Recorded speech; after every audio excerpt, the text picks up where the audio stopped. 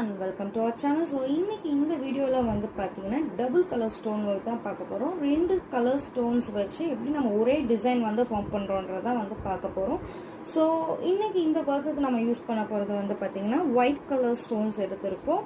Next வந்து பாத்தீங்கன்னா red colour, white and red காம்பினேஷன்ல பண்ண போறதுனால ரெட் கலர் ஸ்டோன்ஸ் வந்து எடுத்திருக்கோம்.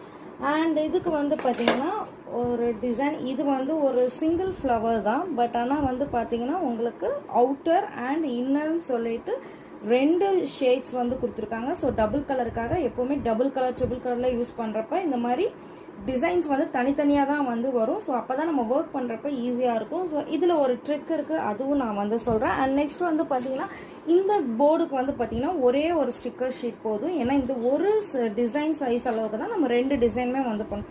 ஸோ அதுக்கு உண்டான இந்த சைஸ் ஷீட் மட்டும் கட் பண்ணியிருக்கோம். அண்ட் நெக்ஸ்ட் நம்ம வந்து பார்த்தீங்கன்னா யூஸ் பண்ணுற ஸ்பாஞ்ச் அண்ட் ட்வீசர்ஸ் வந்து யூஸ் பண்ண